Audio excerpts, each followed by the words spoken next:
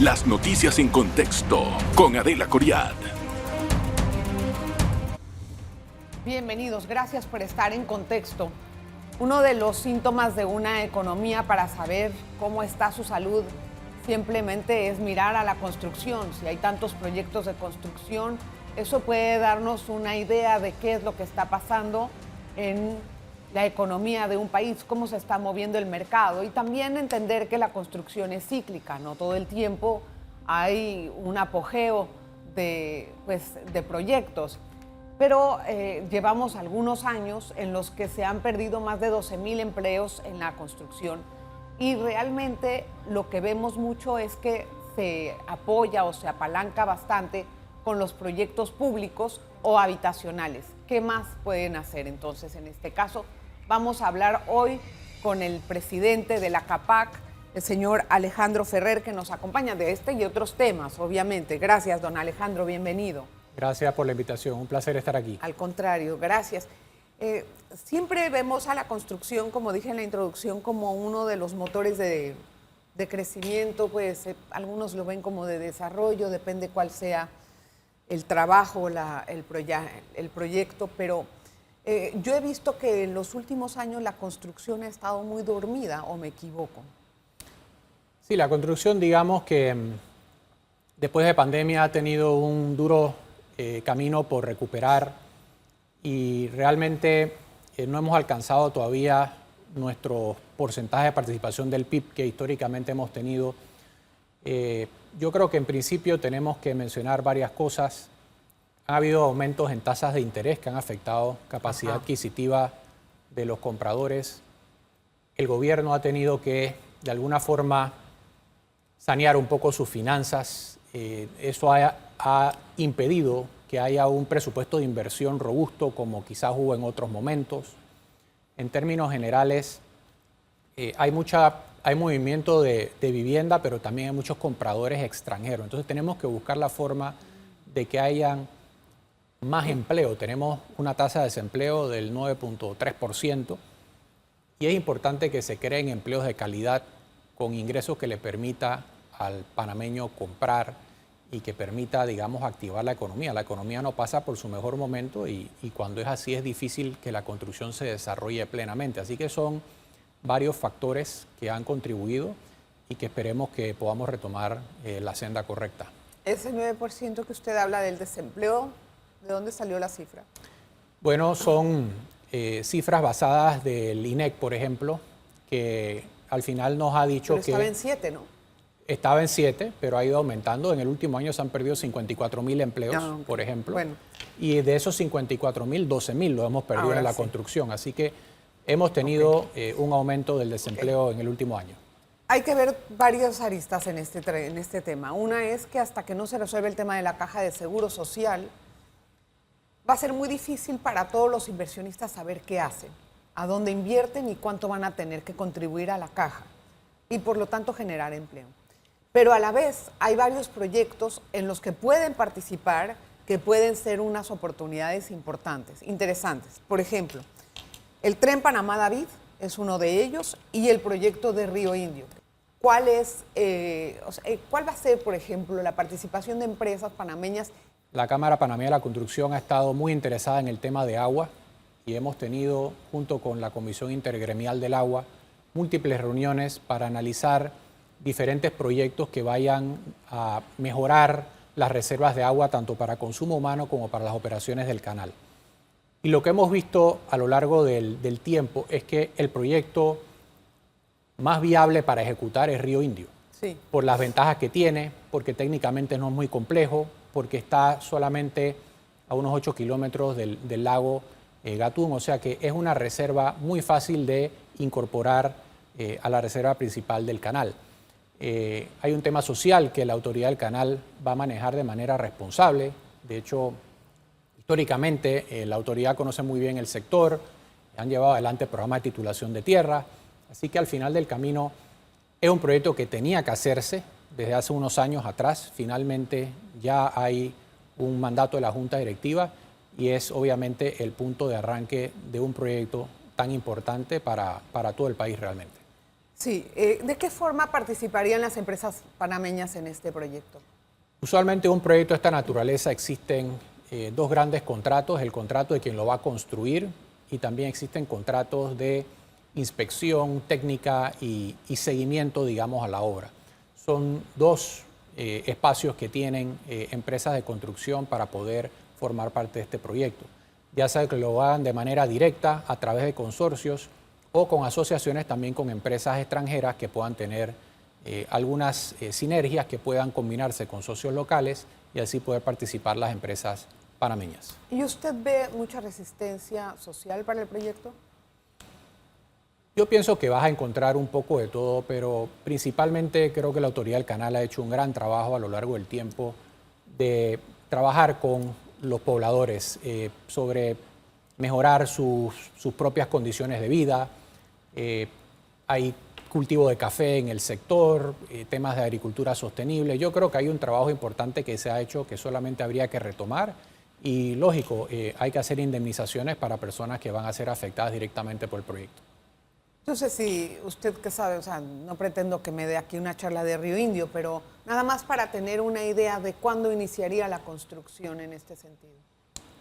Obviamente lo primero sería hacer todo el tema de pliegos para licitación y demás para que las empresas puedan participar. Y fuera de eso, habría que hacer un trabajo social que ya está por parte de la Autoridad del Canal de Panamá. Yo creo que estamos como a 18 meses de empezar a ver ya algún movimiento de la empresa que se pueda hacer cargo del proyecto. 18 meses. Suena mucho, ¿no? O sea, ¿qué es lo que toma tanto tiempo? Estudio, diseño. ¿Estudios de qué? ¿De lo que muestra el...? Porque digo, al final va a ser una propuesta que quien la va a llevar a cabo pues tiene que presentar los estudios y todo lo demás, nuevamente el aspecto social, el aspecto ambiental, todo lo demás. O sea, son proyectos que requieren de temas de planificación antes de la propia ejecución. Qué interesante. Vamos a hacer la pausa, vamos a regresar. Lástima que perdimos tanto tiempo. Así es. Porque este era un proyecto que tenía que haber iniciado en el gobierno pasado y simplemente por manejos inadecuados, por no querer enfrentar algún tipo de resistencia, no lo hicieron, lo dejaron esperando. Una pausa, regresamos enseguida. En breve regresamos con En Contexto.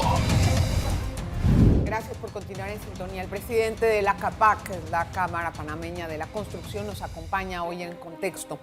Don Alejandro, la situación del sindicato que más emplea, no emplea, que es, hazte de cuenta que es el socio de laboral, hasta por decirle un nombre, ¿no?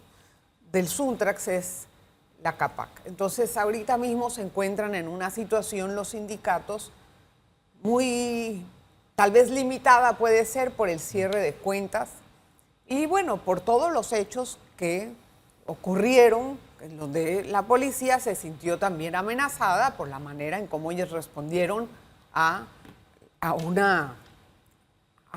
cuando trataron de sofocar un volanteo o una manifestación, lo que haya sido. Yo no estaba en ese momento ahí, no puedo decir qué fue. Pero sí me gustaría que me dijera desde la perspectiva de CAPAC cómo lo ve, porque además el presidente les ha llamado cómplices del Suntrax.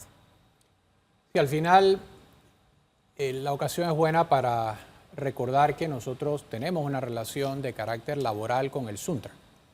Tenemos un convenio colectivo que tenemos que firmar y negociar cada 4 años. Este año toca negociación. A este año les toca. Así que en el mes de octubre pudiéramos estar sentándonos a instalar la mesa para el proceso de negociación de la nueva convención colectiva. Fuera de las negociaciones de convención colectiva, nosotros, las empresas, escogen sus representantes sindicales, o sea, existe una relación y un manejo de temas laborales de cada empresa con el representante sindical elegido en cada una de las horas. Es decir, existe una relación laboral constante. Sin embargo, más allá de los hechos como los que se dieron, que recordemos que son producto de una protesta de la Caja del Seguro Social, no tiene nada que ver con el aspecto laboral de nuestra relación. Entonces, habría que separar las cosas. Suntrax sí es un grupo que más allá de ser un sindicato, tiene una posición política formada en contra de ciertos temas que son de interés público y así lo manifiestan de diferentes maneras en las calles. Entonces, sí habría que separar esa faceta del sindicato con la relación laboral que tenemos con nosotros, que nada tiene que ver. Y nosotros básicamente nos manejamos con ellos en la parte laboral. La otra parte, Suntrac lo hace de manera autónoma e independiente. Sí, habría que separarlo, pero si ellos hacen un llamado a paro o a huelga, también les afecta a ustedes. Por supuesto, por eso es que nosotros no queremos que en nuestras obras se den manifestaciones de ningún tipo, ni protestas, porque al final pero eso afecta la producción, afecta los tiempos de los proyectos, y cuando las cosas se salen de las manos, entonces hay afectaciones monetarias y hay afectaciones de toda índole, como las que vamos a terminar de entender del Hospital del Niño cuando salgan las cifras finales de todo lo que pasó allí. Pero igualmente se dan este tipo de protestas en las construcciones porque son puntos de reunión de los sindicatos. Digo, de ahí salen aquí a marchar, a hacer. Así es. Así es que es casi inevitable, yo lo observo de esa manera. Lo que me pregunto es cómo va a resentir la CAPAC un posible llamado a paralización de labores. Bueno, nosotros hemos sido claros. Cuando hay una paralización de hecho, que no debe confundirse con una huelga, que es un proceso legal que está tipificado en el código y que tiene una serie de pasos. En este caso sería una paralización, y cuando se dan paralizaciones de hecho, entonces el trabajador que decida participar no cobra, porque al final nosotros no podemos pagar por horas que no se elaboraron. Así que lamentablemente es el instrumento que tiene la Cámara, pero sabemos que los daños van muy por encima de esa hora que dejamos de pagar o de ese tiempo que dejamos de pagar cuando la producción de un proyecto se ve afectada. O sea que el que vaya a participar en eso no va a cobrar. Así es. ¿Y si se prolonga el asunto en este sentido? Bueno, digo, al final... ¿Cuándo es, digamos, un llamado a paralización de labores o a huelga justificado para la CAPAC? Cuando existe un pliego de peticiones que ha sido formalmente presentado al Ministerio de Trabajo, y cuando se dan procesos de mediación que si después de cierto periodo no logra haber un acuerdo en una mesa, entonces después de cumplir con una serie de pasos pudiera haber un llamamiento a huelga. Pero eso es un carácter estrictamente laboral. Correcto. Lo que tiene al sindicato en la calle en este momento es un tema de reforma de la Caja del Seguro Social. Sí. Por ende, no hay forma que eso llegue a ser una huelga formal de ningún momento. Es un tema de protesta por algún asunto aparte. Bueno, y me imagino que con el asunto de las cuentas también se complica todo esto, ¿no? ¿Cómo cobran?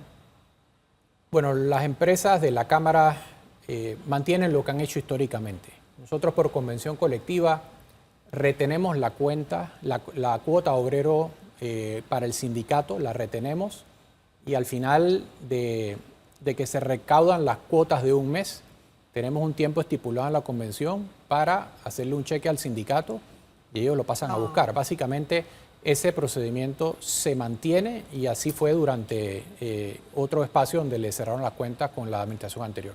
Otro tema importante para la CAPAC es la ley de interés preferencial.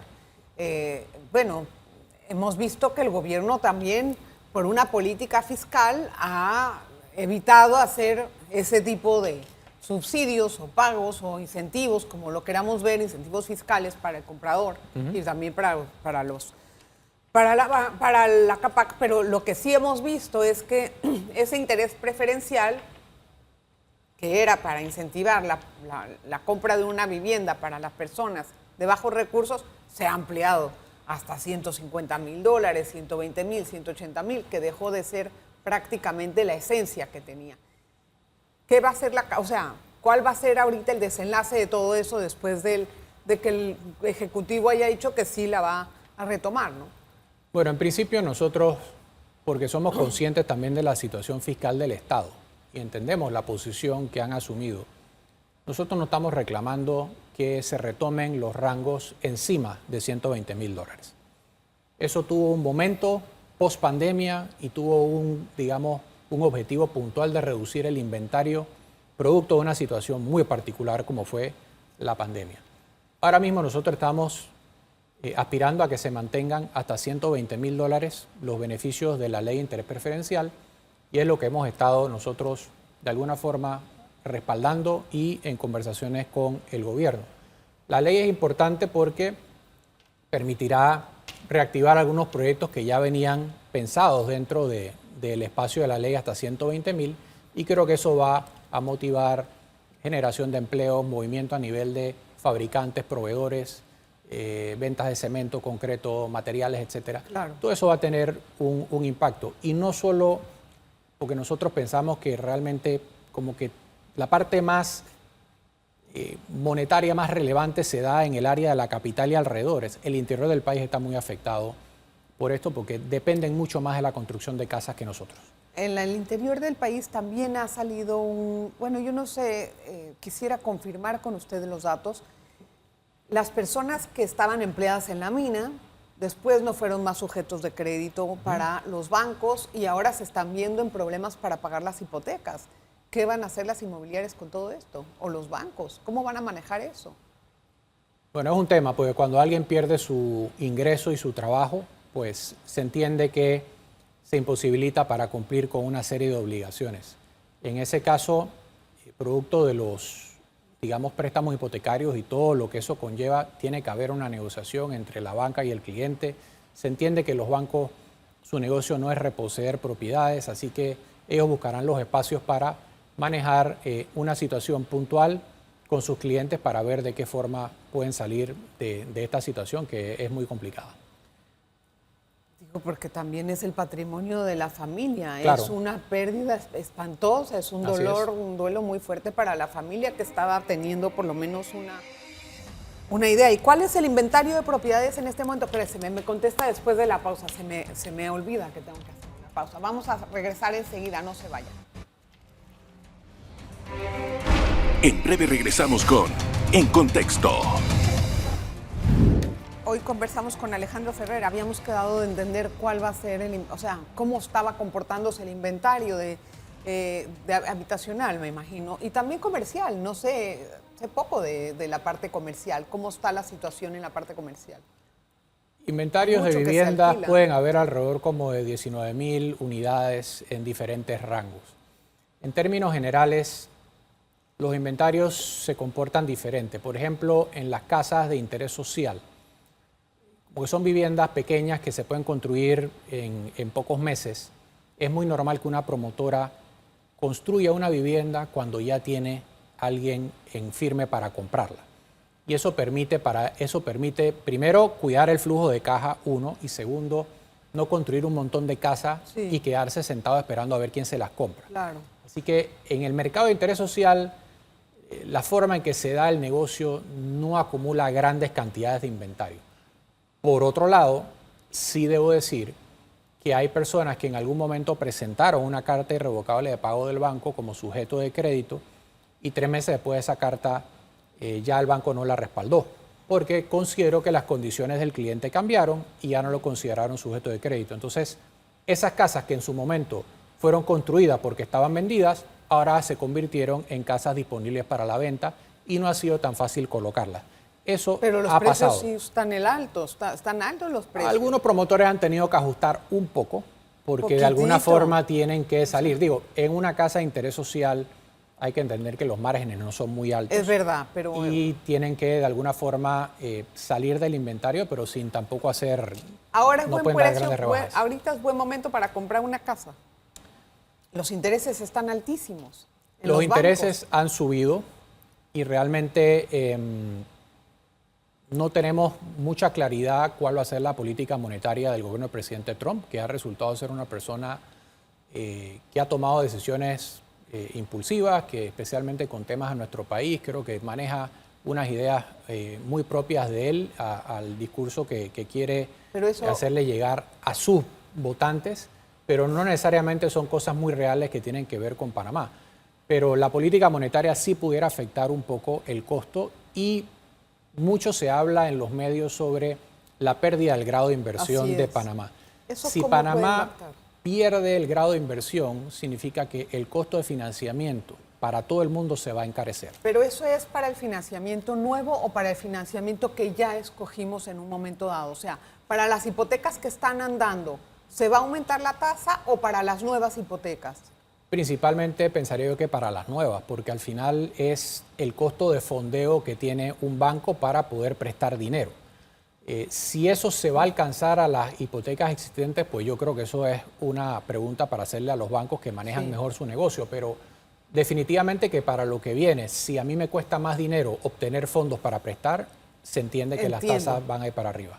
Aunque ese dinero ya se prestó. Y por el último tema, el Tren Panamá-David, a mí me gustaría entender cuál es la perspectiva de Capac con respecto a eso y si realmente es un proyecto necesario por toda la inversión que conlleva y la cantidad de tiempo que va a hacer en cada parada hasta que llega al país y después a enfrentarse con un puente pues que todavía no está hecho, ¿me entiendes?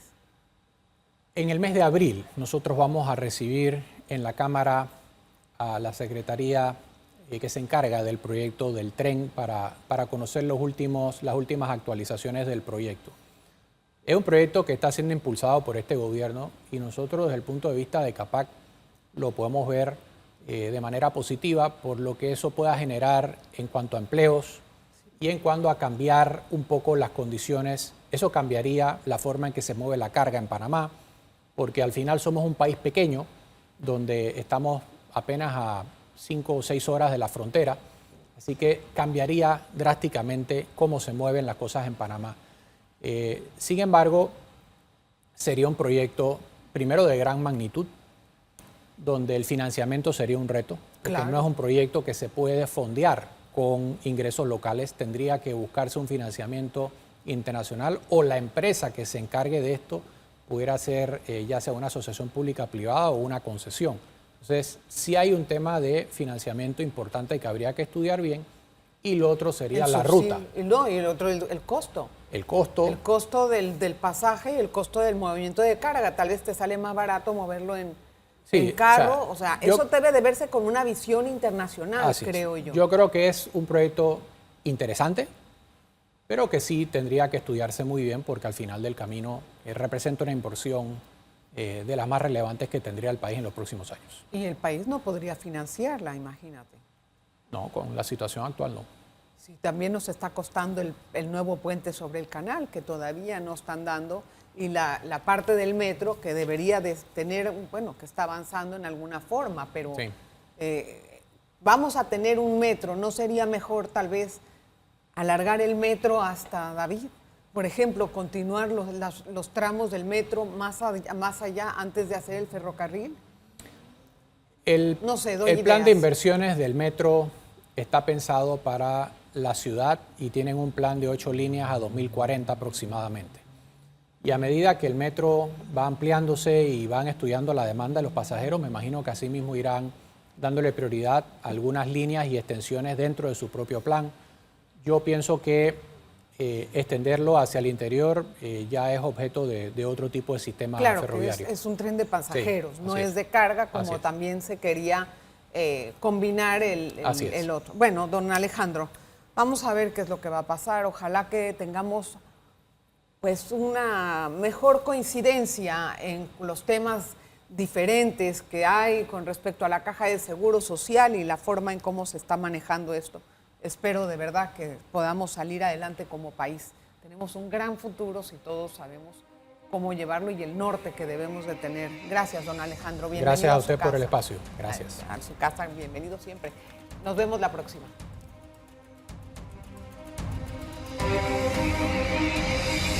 Las noticias en contexto con Adela Coriad.